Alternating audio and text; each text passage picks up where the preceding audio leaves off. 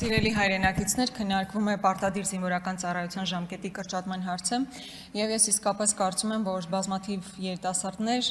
ովքեր առաջիկայում պետք է գնան բանակ եւ նաեւ նրանց ծնողները, հատկապես որպես մայր ծնող դա պետք է արձանագրեմ,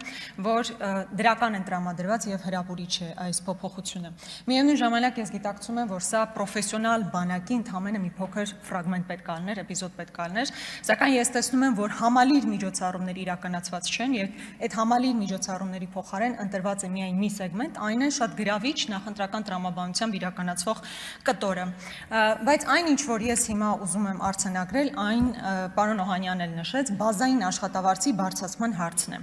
Հիմա մենք ունենք խնդիր համալրման։ Եթե պրոֆեսիոնալ բանակ պետքա ձևավորվի, այդ պրոֆեսիոնալ բանակը պետքա ձևավորվի պայմանագրային զինծառայողների միջոցով։ Հիմա դուք ինձ ասեք, ինչ գրավիչ պայմաններ եք ստեղծել, այդ թվում նաև աշխատավարձի տեսանկյունից, որ Հայաստանի Հանրապետության քաղաքացին որոշում կայացնի, գնա եւ պայմանագիր կնքի եւ պայմանագրային զինծառայող աշխատի։ Ես հիմա այս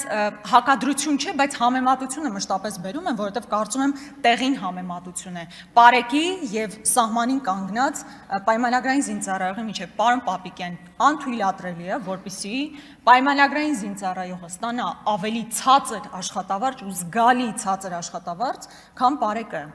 Հասկանում եք, ես ամենայն հարգանքով նրանց իրականացրած աշխատանքի նկատմամբ ոչ թե հակադրության մեջ եմ դնում, այլ համեմատության մեջ եմ դնում։ Հիմա Հայաստանի Հանրապետության քաղաքացին, եթե ընտրություն կատարի, որտեղ գնա աշխատելու, հաշվի առնելով սահմանում առկա ռիսկերը, մարտահրավերները, պայմանները եւ այն ինչ որ ունենալու օրինակ Երևանի կենտրոնում բարեկ աշխատելիս։ Ակնհայտ է, չէ, եթե մենք համալրման խնդիր ենք փորձելու լուծել, եթե պրոֆեսիոնալ բանակ ենք փորձելու ձևավորել, առնվազն տարական բազային աշխատավարձի բարձրացումը պարզապես հրամայական է։ Եվ շատ կարճ մի բան,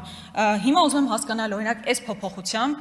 ինչ ենք մենք ստանալու, օրինակ մարտական հերթապահության դիրքերում մենք փոփոխություն ունենալու ենք, թե չէ, որովհետև բավականին երկար ժամանակ ավել մեր զինծառայողները ստիպված են լինում մնալ դիրքերում։ Շնորհակալ